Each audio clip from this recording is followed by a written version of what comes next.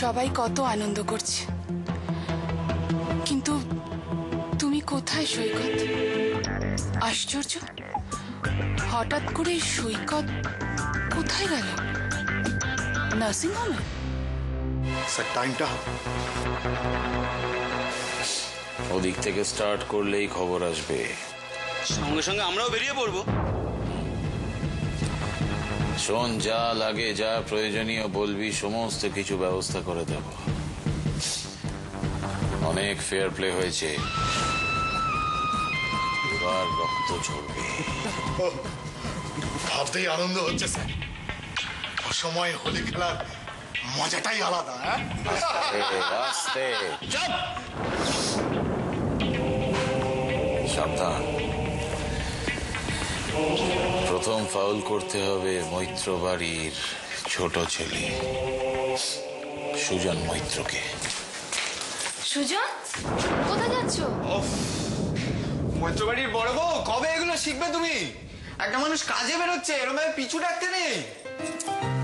কি করব বলুন, আপনি ছাড়া যে মৈত্র বাড়ি অন্ধকার। ও বুঝেছো তাহলে। অগত্যা। তা আপনি চললেন কোথায়? এই মৈত্র বাড়ির ছোট বউ আনতে? চিন্তা নেই, তোমারে বধিবে যে গোকুলে বাড়িছে সে। হ্যাঁ হ্যাঁ, এই জন্য বলে মেয়েরা বেসিক্যালি বোকা। কি? তাই না তো কি? আরে তা না হলে কেউ নিজের প্রতিযোগীকে নিজে ডেকে আনে? হ্যাঁ, অর্বাচীন। আজকের দিনে তুমি তাড়াতাড়ি চলে এসো। ঠিক আছে, ঠিক আছে ম্যাডাম, আমি ঠিক সময় চলে আসবো।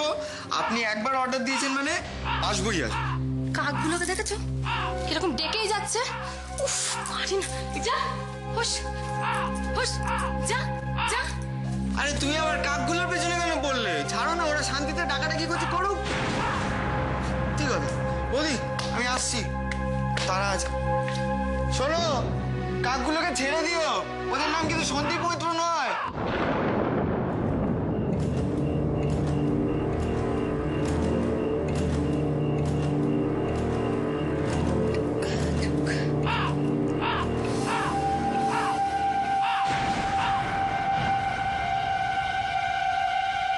আশ্চর্য,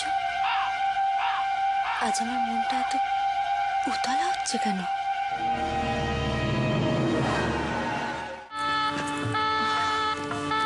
আরে মুনা, আমার জন্য একটু জায়গা রাখ। দেখেছিস তো দিদা কেমন হিংসুটে হয়েছে? ঠিক আছে, এসো, এগুলো পরে পরিয়ে দেবো।